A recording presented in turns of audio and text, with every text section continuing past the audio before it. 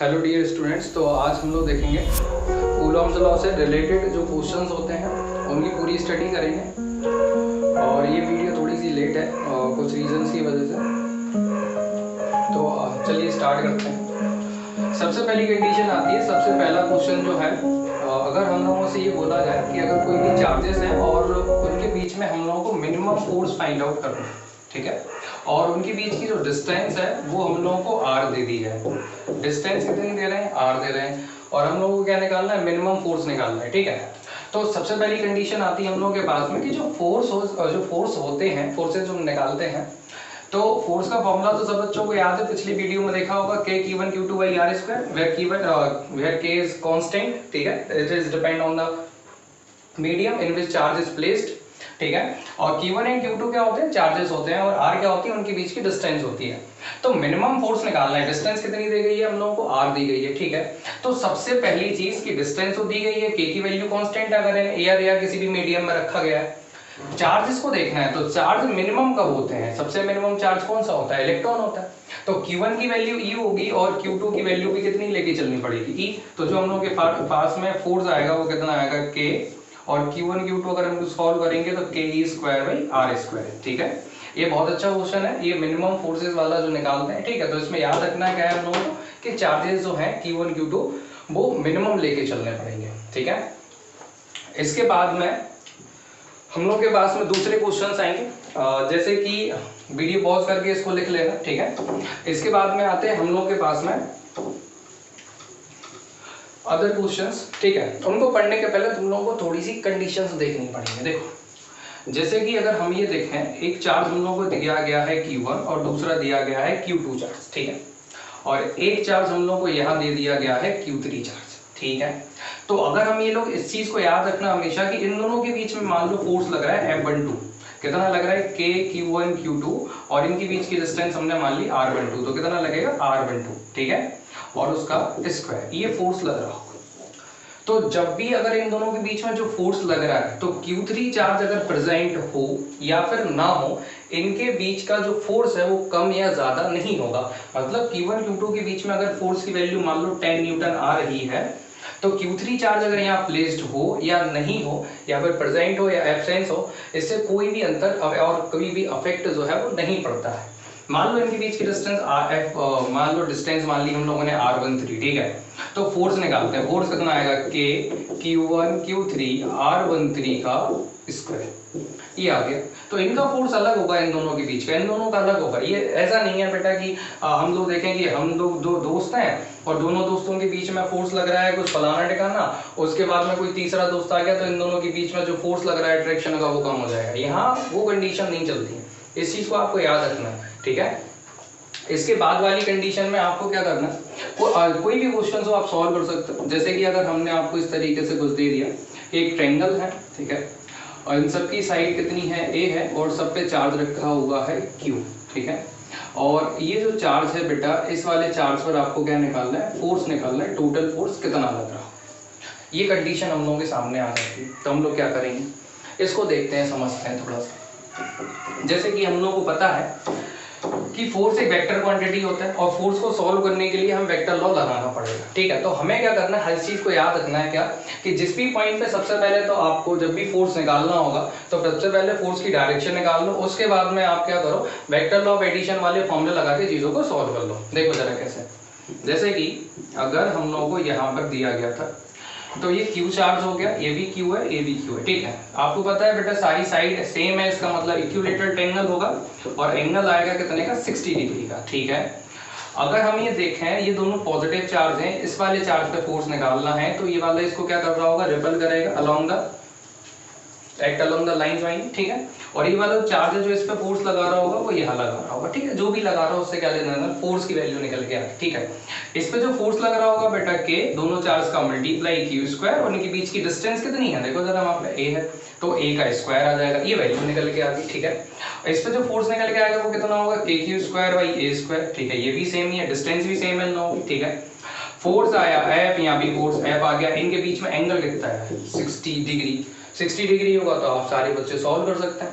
Formula तो याद ही होगा बेटा वैसे वेक्टर लॉ का, कितना होता था A square plus B square plus 2ab cos theta. ठीक है, इसको देखो जरा, पहला फोर्स मान लो कोई भी लेके चल सकता है, आप इसे F1 ले सकते हो, इसे F2 ले सकते हो, कोई भी वैल्यू। ठीक है, दोनों बराबर है तो मैंने F और F ही ले लिए, अलग अलग होते तो आप लोग F1 और F2 ले लेते, तो वेक्टर है दोनों को सॉल्व कर सकते हैं। अगर ये कहानी याद है बेटा तो यहाँ पे क्या करेंगे, F स्क्वायर प्लस 2, एक ही जगह भी F आएगा, M2F cos 60, एंगल कितना है 60 है। ठीक है, इसको हम आगे की तरफ सॉल्व करेंगे तो इसकी जो वैल्यू आएगी हम लोगों के पास में वो कितनी होगी, F square plus F square 2F square, ये हो जाएगा 2F स्क्वायर, cos 60 की वैल्यू 1/2, और सॉल्व करेंगे आंसर आएगा हम लोगों के पास में √3F स्क्वायर, और इसको सॉल्व करोगे तो आंसर आ जाएगा √3F। इसका मतलब इनके बीच में एक रिजल्टेंट आएगा जिसकी वैल्यू होगी √3F। तो नेट फोर्स जो निकल के आया उसका जो मैग्नीट्यूड है वो कितना है √3।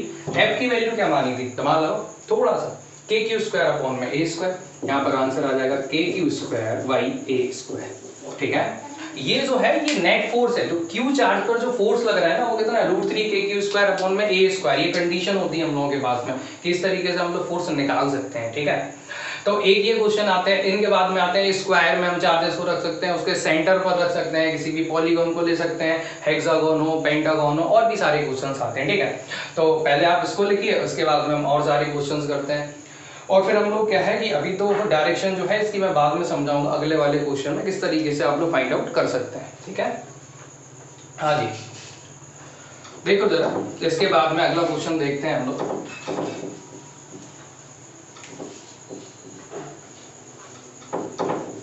तो डायरेक्शन की कहानी जो है वो सुन लो थोड़ा सा। अगर दो वेक्टर जैसे हम लोगों को दे दिए गए हैं, थोड़ा बहुत अगर याद हो 11th क्लास का, ये A वेक्टर होता था, ये B वेक्टर होता था, और ये आता था हम लोगों के पास में रिजल्टेंट। ठीक है, ये था हम लोगों के पास में triangle law of vector addition, और एक आता था हम लोगों के पास में पैरेललोग्राम, अगर ऐसा कुछ याद हो ध्यान में हो तो, उनके बीच में कोई रिजल्टेंट वेक्टर आता था। ठीक है, इनके बीच में जो एंगल लिया जाता है बेटा वो A वेक्टर से कितना लेके चलते हैं, बीटा, रिजल्टेंट का, ये डायरेक्शन शो करता है। ठीक है, और इसका जो फॉर्मूला है वो आपने 11th क्लास में पढ़ा होगा, tan beta V sin theta upon में A plus B cos theta, ये कंडीशन। अब ये कहाँ से आता है इसको आप लोग बेटा थोड़ा सा समझ लीजिए। जैसे कि अगर हम लोग यहाँ पे देखें, ये V वेक्टर है, इसको इस तरीके से आगे ड्रॉ कर सकते हैं। ठीक है, और A वेक्टर और B वेक्टर के बीच में जो एंगल होगा वो कितना ले लें, थीटा।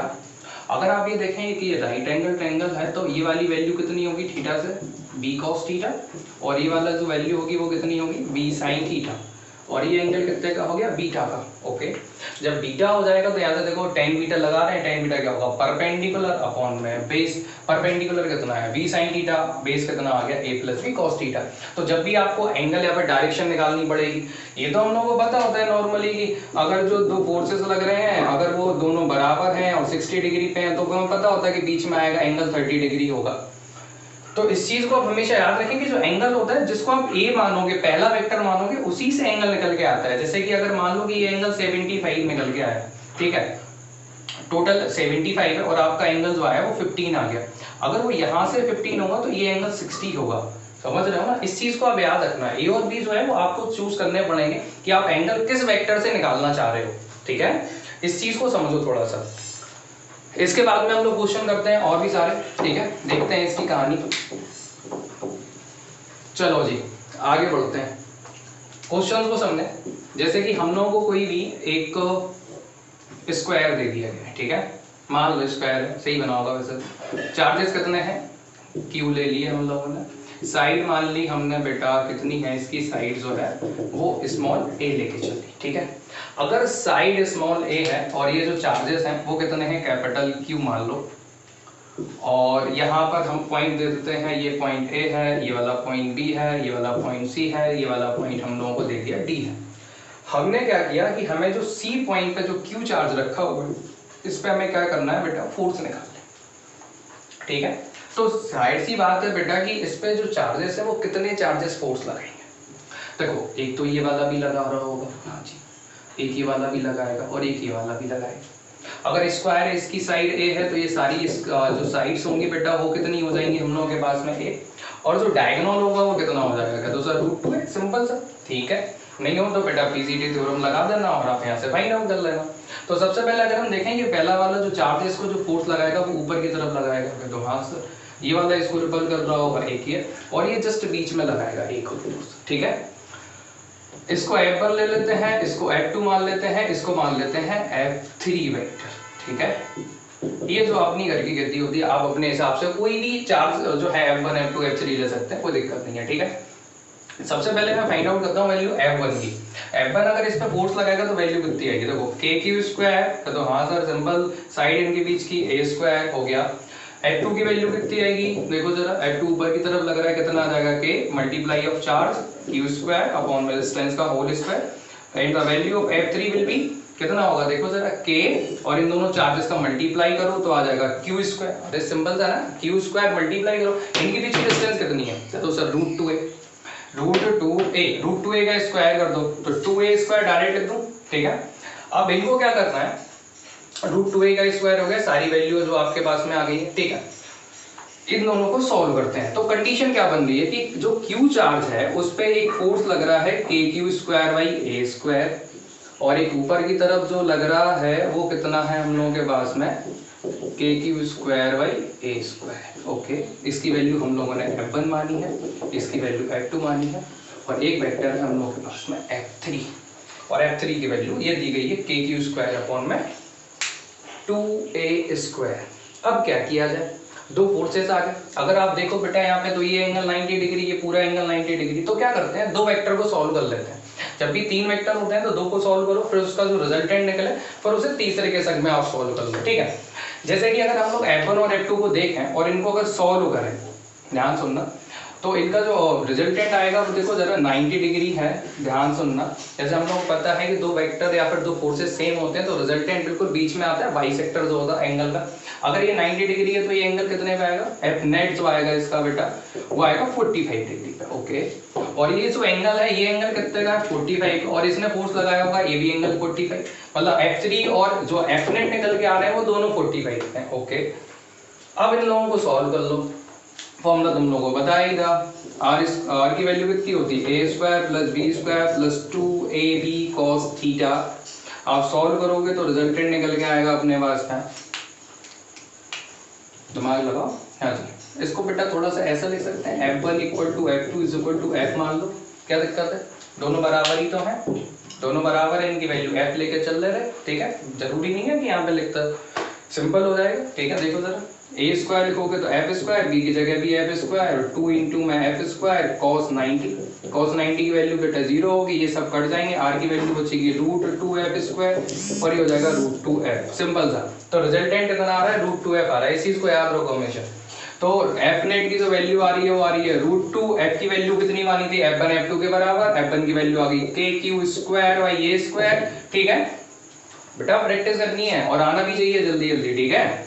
KQ²/a² और F3 जो है, F3 की वैल्यू कितनी थी, तो सर KQ²/a²। बेटा दोनों सेम डायरेक्शन में है ना, मान लो एक बॉडी है उसको सेम डायरेक्शन में फोर्स लगा रहे हो आप, यहाँ पे लगाया 5 न्यूटन और यहाँ पे लगाया 10 न्यूटन, टोटल कितना होगा, तो सर एक ही डायरेक्शन में ऐड कर दो, 15 न्यूटन लगेगा इसी डायरेक्शन में, वैसे ही उसे जोड़ सकते हो, ऐड कर दो सीधा सीधा। अगर ऐसे नहीं आए तो आप लोग एक काम कर सकते हो, इन दोनों के बीच में एंगल कितना है, 0, आप सॉल्व करोगे बेटा F1 + F2 आ जाएगा, ठीक है। मतलब F3 + F नेट जो था आपका वो ऐड हो जाएगा यहाँ पे, तो टोटल जो रिजल्टेंट निकल के आया है, ठीक है। F रिजल्टेंट मैं यहाँ लिख रहा हूँ, F रिजल्टेंट कितना आएगा, देखो जरा, ऐड कर दो बेटा इन्हें, तो आ जाएगा √3 KQ²/a² प्लस KQ²/2a², सॉरी बेटा 3 वैल्यू 2a², ठीक है। और इसको जैसे ही हम लोग क्या कर सकते हैं, बाकी तो सारे बच्चे जानते हैं कि आप कॉमन ले सकते हो, KQ²/a² को आपने यहाँ पे कॉमन ले लिया, देखो KQ²/a², बचा कितना, यहाँ बचेगा √2 + 1/2, ये कहानी होती है। तो ऐसे सिंपल क्वेश्चन जो है वो आप लोग कर सकते हो, कोई बड़ी चीज नहीं है, ठीक है। इन सारी चीजों को तो बड़ी चीज नहीं होती, सिंपल सी चीजें होती हैं, आप लोग इजीली तरीके से इन्हें सॉल्व कर सकते हो, ठीक है। समझ में आया होगा, नहीं तो आप आराम से धीमे समझ सकते हैं, ठीक है।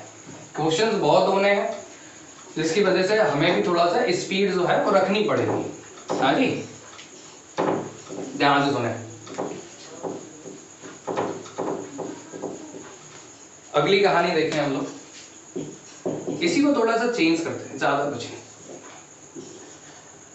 हाँ जी, इसके सेंटर पर मैं आपको एक चार्ज देता हूँ Q स्मॉल Q, यहाँ एक चार्ज है स्मॉल Q और यहाँ पर चार्ज मान लिया बेटा माइनस Q, ठीक है। अब आपको क्या करना है, टोटल नेट फोर्स निकालना है इस पे, O वाले चार्ज पे, ये जो सेंटर में है इस Q पे आपको नेट फोर्स निकालना है। क्या दोस्तों निकाल लेंगे, इसमें कौन सी बड़ी चीज। देखो बेटा, अगर हम ये मान लें कि इनकी जो साइड है वो हमें कितनी दी गई है, क्या दो सर A दी गई है साइड, तो अरे वाह, ठीक है, सबकी साइड A होगी। तो इनके जो डायगोनल्स होंगे उनकी साइड कितनी होगी, ठीक है, नाम लिख लो जैसे कि आसानी हो पढ़ने में, ABCD नाम दे दिए। तो आप लोग ये बताएं कि AC is equal to BD हो जाएगा, हाँ जी। अगर ये A और A है तो इनके डायगोनल कितने होंगे, क्या दो सर √2A होगा, ओके। अगर √2A होगा तो डिवाइड कर दो, ठीक है, अरे डायगोनल बाइसेक्ट ईच अदर, तो OA equal to OB equal to OC is equal to OD, चारों जो डायगोनल होंगे बराबर होंगे, वैल्यू कितनी देगा √2A/2, आंसर आपका आ जाएगा A/√2, ठीक है। हम क्या करेंगे, सिर्फ इसमें A फोर्स की वैल्यू निकालेंगे, क्यों, क्योंकि चार्ज की वैल्यू सेम ही है, हमें सिर्फ डायरेक्शन देखनी है, थोड़ा सा दिमाग लगा के सुनना, अच्छे से सुनो जिससे कि चीजें जल्दी कवर कर पाओ, ठीक है, तरीके अच्छे होने चाहिए। अगर हम सबसे पहला फोर्स निकालें, ये Q है, ये Q है, ये इस पे कहाँ फोर्स लगा रहा होगा, ऊपर की तरफ, ठीक है। ध्यान सुनना, मैं साइड में बना दे रहा हूँ, कुछ ऐसा लगा रहा है, वैल्यू लिखूंगा डायरेक्ट, ध्यान सुनो। तो अगर हम वैल्यू निकाल लें पहले, तो इसकी फोर्स की वैल्यू निकालते हैं, ठीक है। यहाँ साइड में लिख रहा हूँ, देखो जरा, पहला F1 जो फोर्स लगा रही है उसकी वैल्यू मान ली K, दोनों चार्ज हैं Q², यहाँ पे डिस्टेंस कितनी है बेटा, A/√2 का होल स्क्वायर। अब सॉल्व करो जरा इसे, अब जैसे ही सॉल्व करोगे तो आंसर आएगा KQ² 2/A², इजीली सॉल्व कर सकते हो, ऊपर पहुंच जाएगा √2² का 2, ठीक है। तो इसका मतलब एक तो यहाँ पे लग रहा है, कितना लग रहा है, 2KQ²/A², एक फोर्स ये लग रहा है। अब थोड़ा दिमाग लगाओ, ये माइनस है, ये क्या है, प्लस है, ये भी क्या कर रहा होगा, इसी तरफ खींच रहा होगा, हाँ जी, कितने से खींच रहा होगा, क्या तो sir same, charges same, distance same, मतलब कितना होगा 2KQ² divided by A², okay. ये कितने से खींच रहा होगा, क्या तो सर ये भी सेम खींच रहा होगा, तो कितने तरीके से देखो जरा, यहाँ पे आ जाएगा कितना 2KQ²/A², और ये भी देगा कितना 2KQ²/A², थोड़ा दिमाग लगाओ, चार्जेस सेम, डिस्टेंस सेम, इसको रिपल करेगा एक यहाँ, और ये -Q वाला इसको खींच लेगा। तो और इनके बीच में एंगल कितने का है, 90 डिग्री, यहाँ एंगल आपको दिया गया है 90 डिग्री है, आपको जिस तरीके से चीज़ों को सॉल्व कर लें, ये एंगल आ गया 90 डिग्री, 2KQ², ये हो जाएंगे 4KQ²/A², देखो जरा ऐड कर लोगे ना 2 और 2 4, और ये भी 2 और 2 4 होंगे, सिंपल सा है। और यहाँ भी कितना आएगा 4KQ²/A², ठीक है। और आप यहाँ पर रिजल्टेंट जो बनाओगे वो तो पता ही है, अगर इसकी वैल्यू F हो, अभी क्वेश्चन सॉल्व किया था 90 डिग्री पे होते थे, आंसर कितना होता था √2F, इसके पिछले वाले क्वेश्चन में किया है, ठीक है। तो √2F आंसर आ जाएगा, मतलब जो नेट रिजल्टेंट फोर्स आया हम लोगों के पास में, उसकी वैल्यू कितनी होगी √2 4KQ²/A², ठीक है। ये सिंपल से क्वेश्चंस होते हैं, ऐसे क्वेश्चन वैसे ज्यादा करने की जरूरत तो है नहीं है, ठीक है। आप लोग अपने प्रैक्टिस के लिए और भी बहुत सारे जो क्वेश्चंस हैं वो आप कर सकते हैं, ठीक है। वैसे इतने में कंसेप्ट आपको समझ में आना चाहिए, आपको ये पता होना चाहिए कि सबसे पहले हम लोग करते क्या है, फोर्सेस की डायरेक्शन निकालते हैं, डायरेक्शन के बाद मैग्नीट्यूड निकालते हैं, फिर उनको सॉल्व कर लेते हैं। जैसे कि देखो बेटा, पहले मैंने यहाँ पे ऐसे कितने वेक्टर थे, 4 फोर्सेस थे, पहले मैंने यहाँ 2 को सॉल्व किया, फिर 2 को सॉल्व किया, फिर 1 में कन्वर्ट कर दिया, अब 2 बचे अपने पास में, 2 को बेटा फॉर्मूला लगा के सॉल्व कर लिया, कितना आंसर आया √2 4KQ²/A², ठीक है। ये सिंपल सी चीजें हैं। इसके बाद में और भी क्वेश्चंस आते हैं हम लोगों के पास में, जैसे आप लोग कर सकते हो, हाँ जी। इसके बाद वाले क्वेश्चंस देखते हैं।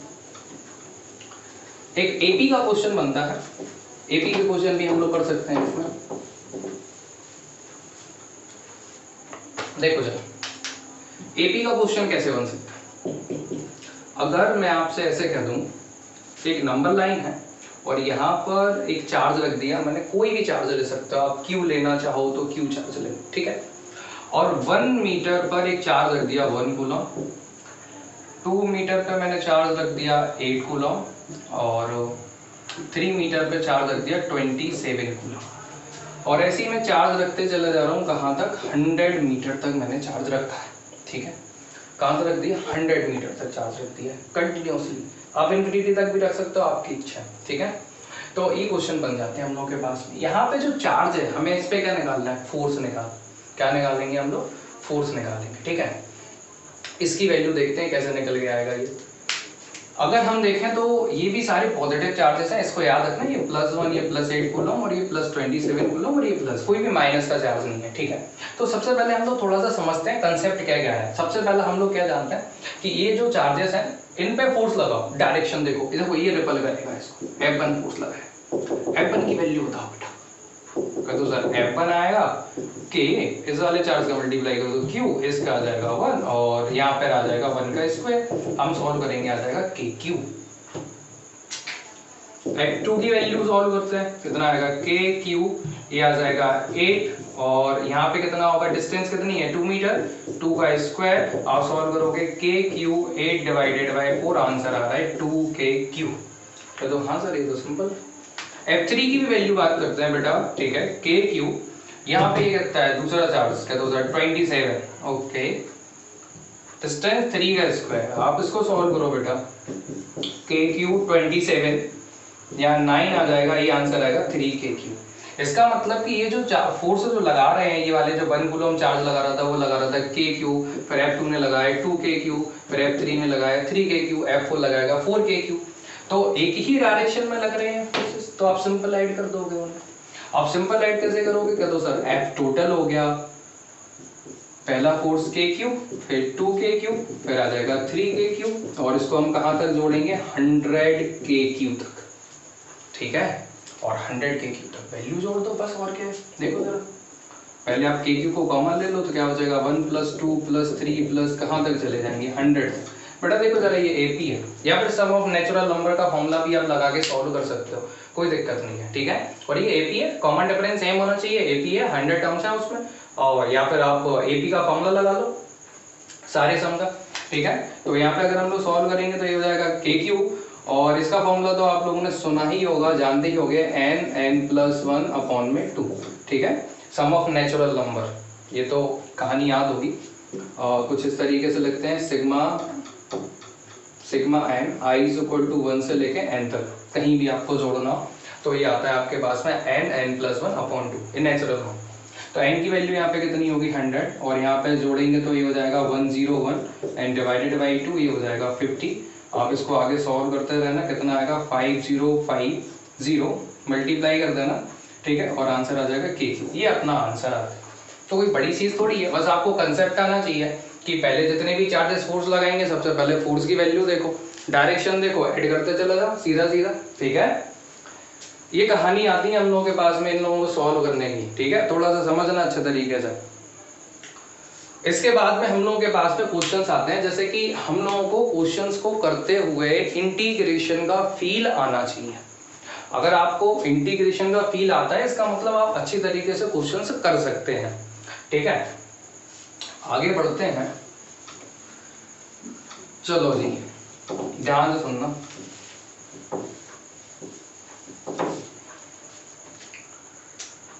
यहाँ पे देखो, हम लोग के पास में कोई एक ऐसा दे दिया, एक क्वेश्चन दे दिया गया है, ठीक है। एक चार्ज दिया है हम लोगों को Q1, दूसरा चार्ज हम लोगों को दे दिया है Q2। हम लोगों से ये बोला है कि Q1 चार्ज फिक्स्ड है और जिस सरफेस पे ये रखे हुए हैं उस सरफेस को हमने मान लिया है वो फ्रिक्शनलेस है, सबसे पहली कंडीशन। और इनके बीच की जो डिस्टेंस है उसको हम मान लेते हैं R1 और ये पॉजिटिव चार्जेस है। क्या हुआ कि जब ये फिक्स्ड चार्ज था, ये Q1 था, और Q1 ने जब Q2 को फोर्स लगाया तो जाहिर सी बात है ये इस तरफ शिफ्ट होगा, और ये शिफ्ट करते हुए R2 डिस्टेंस पर पहुंच गया। कितनी डिस्टेंस हो गई इसकी, R2 डिस्टेंस, पहले R1 पे था फिर R2 पे पहुंच गया, यहां पर पहुंच गया। इस पॉइंट पर इसकी वेलोसिटी फाइंड आउट करनी है, इस पॉइंट पर जो इसकी वेलोसिटी होगी वो कितनी होगी, ठीक है। तो जब भी ऐसे क्वेश्चंस आते हैं तो उनमें इंटीग्रेशन जो है वो अप्लाई होता है, और इंटीग्रेशन का मीनिंग क्या होता है कि छोटी छोटी चीजें जिसमें हर एक पॉइंट पे फोर्स की जो वैल्यू है वो चेंज हो रही हो, तो हम लोग इस चीज को जो है वो अप्लाई कर सकते हैं, ठीक है। चलो जी, तो हम सबसे पहले क्या करते हैं जी, इसको हम साइड में लिख देते हैं कि ये R1 डिस्टेंस पे है और ये R2 डिस्टेंस पे। क्वेश्चन समझ में आ गया होगा, क्वेश्चन को सॉल्व करते हैं। मान लेते हैं बेटा कि x डिस्टेंस पे जाके हमने dx पे तोड़ा, हमें नहीं पता, हमने सोचा कि वैसे तो हम लोग सॉल्व कर ही नहीं सकते, हमने थोड़ा सा दिमाग लगाया, हमने कहा कि x पे जाके dx पे तोड़ दो। जब भी याद रखो, जब भी पूरी फिजिक्स में कभी भी ऐसा कुछ आता है स्ट्रेट लाइन में चीज़ों को तोड़ना हो, x पे जाके हमेशा किस पे तोड़ो, dx पे तोड़ो, तो आपका आंसर आ जाएगा। तो सबसे पहली कहानी आती है हम लोगों के पास में फोर्स, कि हमें यहाँ पे कितना फोर्स चाहिए होगा। थोड़ा सा दिमाग लगाओ, फोर्स इज इक्वल टू कितना होगा k, और यहाँ पर आ जाएगा हम लोग के पास में k q1 q2, ये मूव करते हुए यहाँ पे पहुंच गया और इनके बीच की डिस्टेंस कितनी है x², ठीक है। अब हम क्या करेंगे, फोर्स की वैल्यू होती है m इंटू ए, वेलोसिटी चाहिए तो एक्सेलरेशन है, एक्सेलरेशन है तो एक्सेलरेशन से वेलोसिटी पे पहुंच सकते हैं। थोड़ा सा दिमाग लगाना, k q1 q2 divided by x²। अगर आप यहाँ पे थोड़ा सा समझो, k q1 q2, अगर आप यहाँ पे देख रहे थे सिर्फ दो चीजें वेरिएबल आ रही थी, दो चीजें कौन कौन सी, जिस चार्ज का जो मास मान लो अगर m है इसका, ठीक है, तो मास कभी चेंज नहीं होगा, चार्ज कभी चेंज नहीं होंगे, ये जो चार्ज है वो खिसकता चला जा रहा है राइट हैंड साइड में, इसका मतलब डिस्टेंसेस चेंज हो रही है, डिस्टेंस चेंज होगी इसका मतलब force F inversely proportional to the distance, ऐसा जानते हो, square of distance between the charges, इसका मतलब ये दोनों भी, फोर्स भी वेरिएबल है, फोर्स की वैल्यू भी चेंज हो रही है। तो फोर्स को हम लोग जानते हैं कि मास इनटू एक्सेलरेशन होता है, तो मास तो चेंज नहीं होता ना, क्या चेंज होगा, एक्सेलरेशन। आप एक्सेलरेशन को देखते हैं, एक्सेलरेशन से वेलोसिटी फाइंड आउट कर सकते हैं, ठीक है, वही वेलोसिटी हम लोग फाइंड आउट करेंगे। देखो जरा, तो a is equal to acceleration कितना हो सकता है, k q1 q2 by x², एक तो ये हो गया। एक्सेलरेशन का फॉर्मूला अगर आप लोग देखो तो एक होता है v dv by dx, 11th class में आप लोगों ने बड़े अच्छे तरीके से इसको पढ़ा होगा। जिन बच्चों को ये वाला फॉर्मूला याद नहीं है उनके लिए हम थोड़ा सा बता दे रहे हैं। एक्सेलरेशन इज इक्वल टू होता है dv बाई dt, इसमें बेटा ऐसे कर सकते हैं dx अपॉन dx, तो हाँ सर कोई दिक्कत नहीं है, dx dx, हाँ जी नहीं है दिक्कत, तो फिर यहाँ देखो dx अपॉन dt कितना होगा, dx अपॉन dt वेलोसिटी होता है, ऊपर कितना बचेगा dv और ये होगा dx। ये जो फॉर्मूला था हम लोग के पास में एक्सेलरेशन का dv अपॉन dt, यहाँ से भी लगा सकते थे, लेकिन आपको dt टाइम तो नहीं दिया गया है ना, डिस्टेंस वेरिएबल है, तो हमें एक ऐसा फॉर्मूला लगाना पड़ेगा जिसमें डिस्टेंस आए, तो हमने कौन सा लगाया, v dv अपॉन में dx, ठीक है। इसको सॉल्व करते हैं तो आंसर कितना आएगा, k q1 q2 divided by x² into में dx, क्या तो आंसर यहाँ पे आ जाएगा v dv। अब देखो जरा थोड़ा सा दिमाग लगाओ, सबसे पहली कहानी, ये दोनों वेरिएबल है dx x², ये v dv दोनों वेरिएबल है, इंटीग्रेशन कर सकते हो गया खत्म क्वेश्चन। इसका इंटीग्रेशन करोगे v²/2, ठीक है, इसमें से कॉमन निकाल लो सारी चीजें, k q1 q2 और 1 और लिमिट बेटा कितनी होगी, पहले कितने पे था देखो जरा, r1 डिस्टेंस पे था, बाद में कितने पे पहुंचा, r2, इनिशियल लिमिट कितनी होगी, lower limit r1, upper limit कितनी होगी, r2 हो गई, ओके। इंटीग्रेशन करते हैं r1 से लेके r2, 1/x² और dx, हाँ जी 1/x²। अगर आप इसे सॉल्व करोगे तो आंसर कितना आएगा, v², 2 का मल्टीप्लाई कर तो आ जाएगा 2k q1 q2, 1/x² को सॉल्व करोगे तो -1/x, ये तो आता होगा, इंटीग्रेशन है, ठीक है, r1 से लेके r2। अब वैल्यू देखो जरा, तो v² कितना आ रहा है, 2k q1 q2, थोड़ा सा साइड में लिखना, देखो जरा कितना होगा, v² is equal to 2k q1 q2, okay, ठीक है। इसको सॉल्व करते हैं, इसमें कितना आएगा, r2 माइनस का हो जाएगा, फिर -r1 होगा, आप इसे सॉल्व करोगे आपका आंसर आएगा 1/r1 माइनस 1/r2, ठीक है। इस चीज को थोड़ा सा याद रखो, सॉल्यूशन तो कर लोगे, r2 रखोगे minus upper limit minus lower limit, value जो आएगी v की वो कितनी आ जाएगी अपने पास में, 2k q1 q2 ब्रैकेट में आएगा 1/r1 माइनस 1/r2, और उसकी भी पावर कितनी आ जाएगी, हाफ, ये आपकी वेलोसिटी निकल के आ गई।